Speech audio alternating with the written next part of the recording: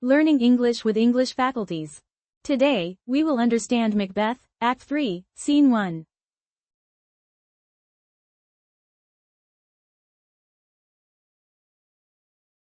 Okay, let's dive right into this. Welcome to The Explainer. Today, we're unpacking a massive turning point in Shakespeare's Macbeth. We're looking closely at Act 3, Scene 1. Now, if Shakespeare usually feels a bit dense or tricky to follow, don't even worry about it. We are going to break this plot down together step by step so it's super simple, really clear, and incredibly easy to grasp. So, here's our roadmap for today. We'll follow the story exactly in order. First, Banquo's secret suspicions. Second, a highly hypocritical invitation. Third, Macbeth's dark paranoia. Fourth, hiring the murderers. And finally, we'll look at the big themes and final messages. All right, let's get right into Section 1, Banquo's secret suspicions. We are setting the scene right inside the royal palace in Forres. The scene opens with a man named Banquo pacing the floor, thinking deeply to himself. To really understand what's going on in Banquo's head, we have to look at how insanely fast things have just moved. Step 1, King Duncan is murdered in the middle of the night. Step 2, almost immediately, Macbeth is crowned as the new king. And that brings us to Step 3. Banquo is pacing around, and he is highly suspicious of how quickly and, well, conveniently, this all worked out for his supposed best friend. Banquo's exact words here are just so revealing. In the original text, he says, "Thou hast it now, king, Cawdor, Glamis, all, and I fear thou playedst most foully for it." If we translate that to modern English, he's basically saying, you have it all now, exactly like the witches promised, and I fear you used foul play to get it. Banquo is a smart guy, right? He sees right through this convenient timing and strongly suspects Macbeth actually committed murder. Which naturally brings up a massive question. If Banquo suspects the terrible truth, why in the world doesn't he accuse Macbeth publicly? Well, it actually comes down to his own ambition. You see, Banquo remembers the witch's other prophecy, the one saying that his own descendants will be kings one day. So he makes the calculated choice to stay quiet, basically hoping fortune is going to favor his own family next. Okay, moving right along to Section 2, a hypocritical invitation. Banquo's quiet thoughts get interrupted when the doors suddenly open. In walk Macbeth and his wife, Lady Macbeth, totally dressed up as the new king and queen of Scotland.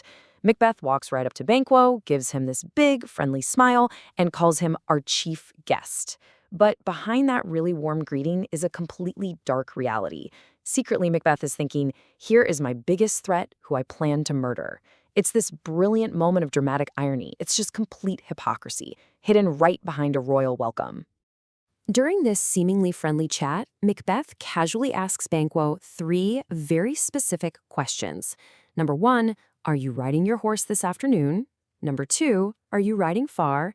And number 3, is your son Fleance going with you? To Banquo, this just sounds like everyday small talk.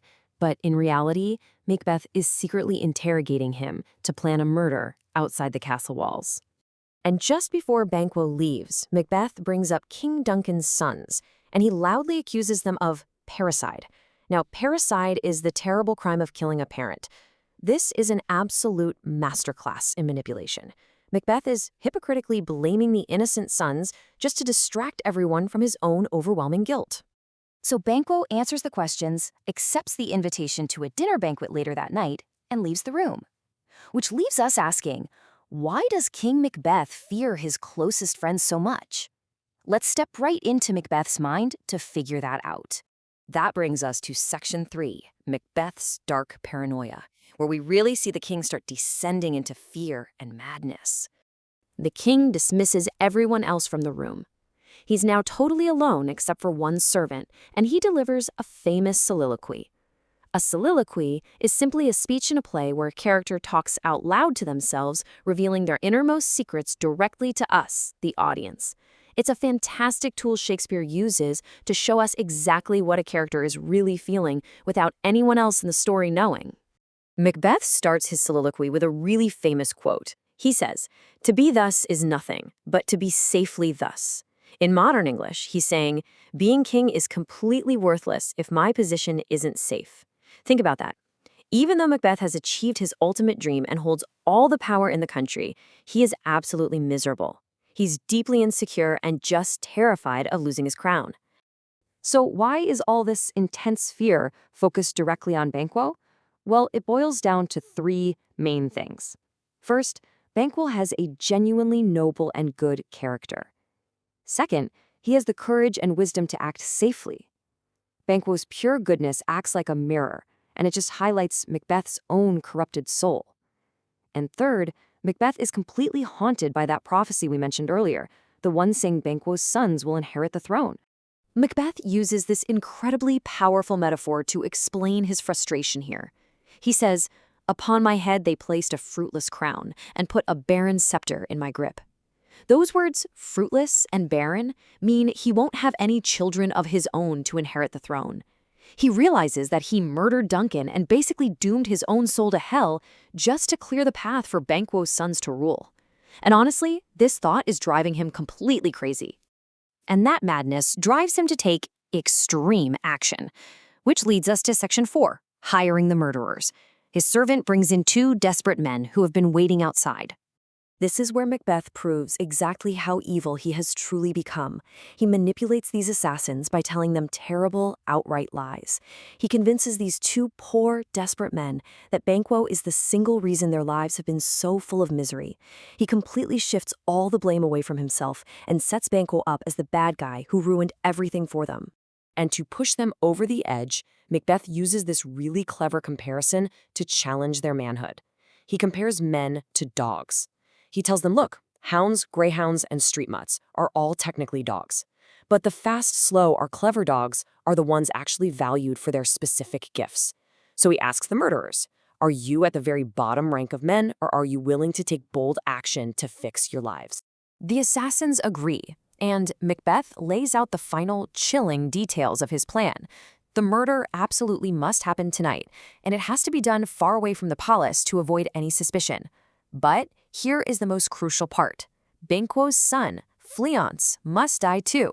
Eliminating the son is literally the only way Macbeth can stop that witch's prophecy from coming true.